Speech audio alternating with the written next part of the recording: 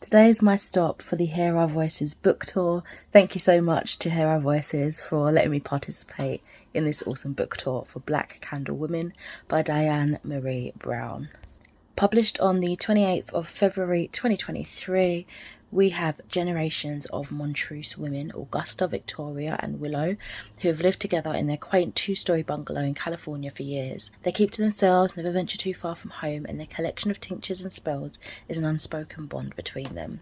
But when 17-year-old Nikki Montrose brings a boy home for the first time, their quiet lives are thrown into disarray.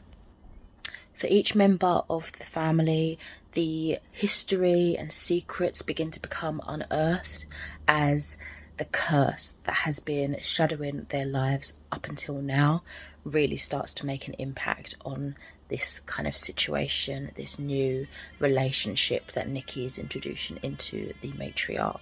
The story flits back and forth in chapters between the perspectives that we're following, but during Augusta, who is the great-grandmother, we have her time learning about hoodoo and voodoo when she was in New Orleans in the 1950s, in the French Quarter, and it was so rich, and getting to see her actually train and learn all the secrets of her craft was fantastic, and those were definitely some of my favourite chapters. I feel like with Augusta, she was able to provide a lot more context and history to the Montrose women's life story and kind of how they built up to this curse, what caused it.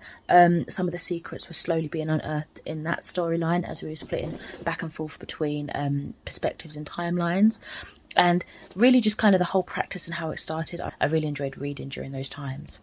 I think for me that this is where the story really shone, because the setting, being in New Orleans, really captivated me, and I enjoyed observing again Augusta learning the ways of the voodoo and tinkering with the different spells in other ways that could benefit others.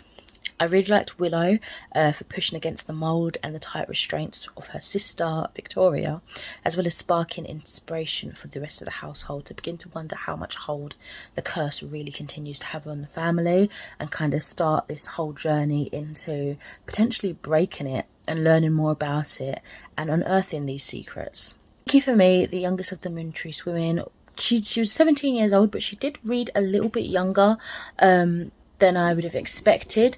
But when I was in this story, it kind of made sense because it felt more like a byproduct of having a helicopter parent that's as controlling as Victoria seemed to be. But when you break down Victoria's character, I think you can really see that she was just trying her best to protect those she loved. And really you can say the same for all of the characters. They all took the curse in a different way, whether they decided to believe in it or not. It definitely affected their actions and how they chose or chose not to love. So yeah, I thought that was a really interesting point to see how this curse, the ways of their magic, really affected each and every one of the household.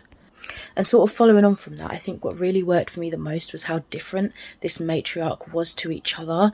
Everyone had such completely polar opposite personalities and characteristics, again, within how they responded to the curse, how differently they parented, interpreted the curse and magic, yet they perfectly mirrored in their secrets surrounding their practice, and neglect early on, especially in educating Nikki about it. But there is hope in this story, there is beauty in this story. And yeah, I really did enjoy my time in this book. I gave it a 3.5 stars. Thank you again for Hear Our Voices for providing an e-copy of the book for this book tour, and again, check out the book if you haven't already.